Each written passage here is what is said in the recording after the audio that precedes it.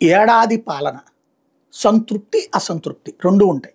కాకపోతే అసంతృప్తి కంటే సంతృప్తి కంటే కూడా ఒక మధ్య మార్గం ఎక్కువ ఉంది. ఇప్పుడు పాజిటివ్ థింగ్స్ నెంబర్ 1 అమరావతి నిర్మాణ పనులు ఊపందుకోవటం, శాంతం పడకేసిన దాన్ని దారిలో పెట్టడం.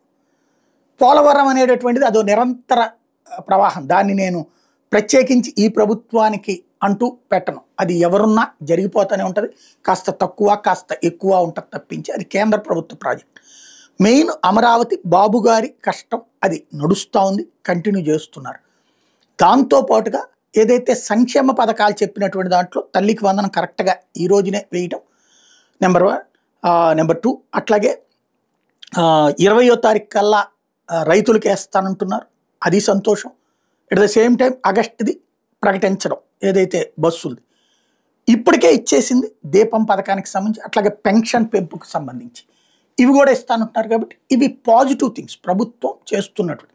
అట్లాగే అడ్మినిస్ట్రేషన్ దారిని పెట్టేటటువంటి ప్రయత్నం, ఏదైతే అసలు ఏం చెయ్యాలో తెలియని కొన్ని పనులు లైక్ రిజిస్ట్రేషన్ డిపార్ట్మెంట్లో ఇదివరకు స్టాంప్ పేపర్లు లేకపోవడాల దగ్గర నుంచి మన వెహికల్ రిజిస్ట్రేషన్ దగ్గర డ్రైవింగ్ లైసెన్సులు కార్డులు లేనటువంటి సిచ్యుయేషన్ నుంచి ఒక్కొక్కటి గాడిని పెట్టుకుంటూ వస్తున్నారు. అంతకుముందు ప్రభుత్వం నిర్లక్ష్యం చేసినా లేకపోతే అది నాకు సంబంధం లేదన్నటువంటి తరహాలో పై యంత్రాంగం లేకపోతే మంత్రులు ఉంటే కింద యంత్రాంగం ఎవరిని అడగాలో తెలియక వదిలేసినటువంటి పనులన్నీ ఒక గాడిన పడుతున్నాయి. అది పాజిటివ్ థింగ్స్. నెగిటివ్ థింగ్స్ వచ్చేటప్పటికి ఇంటింటికి ఇస్తానన్నటువంటి డబ్బులు పక్కకి వెళ్ళిపోయినాయి. 1500 రూపాయలు అనేటటువంటిది అది ఇస్తారో లేదో కూడా తేలని పరిస్థితి. నిరుద్యోగ భృతి ఇవన్నీ ఆలోచిస్తామని తాజాగా ఇంటర్వ్యూల్లో చెప్తున్నటువంటి పరిస్థితి. అట్లాగే 50 ఏళ్ల పెన్షన్ ఊసే ఎత్తటం లేదు.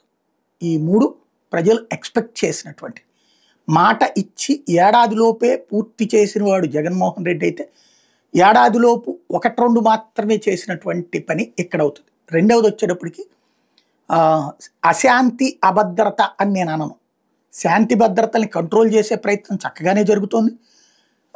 మర్డర్లు జరుగుతుంటాయి, అత్యాచారాలు జరుగుతుంటాయి, దాని మీద యాక్షన్స్ ఉంటాయి. ఇవన్నిట్లలో ప్రభుత్వం ఫెయిల్యూర్ అని చెప్పాను నేను. పోలీసింగ్ ఇది నిరంతర ప్రక్రియ, కానీ రాజకీయ నియంత్రణ కోల్పోయాం. అంటే పోలీసుల్ని రాజకీయ నాయకుల చేతుల్లో కీలుబొమ్మలుగా మారిస్తే ప్రజాస్వామ్యం చచ్చిపోతుంది. చంపేశాం ఇప్పటికే. ఇప్పుడు కేవలం వ్యవస్థలన్నీ, అది ప్రభుత్వ వ్యవస్థ అయినా పోలీసింగ్ వ్యవస్థ అయినా సరే, రాజకీయ అధికార పక్షపు నాయకుల యొక్క చెప్పు చేతుల్లోకి వెళ్ళడం వల్ల ప్రజలకి ప్రజాస్వామ్యానికి ప్రమాదకరం. ఇది ఫస్ట్ ఏడాదిలోనే చేసేసాం. దీని ఇంపాక్ట్ రాబోయే 4 ఏళ్ళు కూడా ప్రజలు అనుభవించాల్సి వస్తుంది. లంచాలకు అలవాటు పడ్డటువంటి అధికారులు, అలాగే విచ్చలవిడితనంగా తయారవుతున్నటువంటి వ్యవస్థలు చాలా ప్రమాదకరం. అవి సరిచేసుకోవాల్సి ఉంది. చంద్రబాబు గారు సరిగ్గా ఒక్కసారి సమీక్షించుకుని ఏం జరుగుతోంది గ్రౌండ్ లెవెల్లో అన్నటువంటిది చెక్ చేసుకుంటే బెటర్.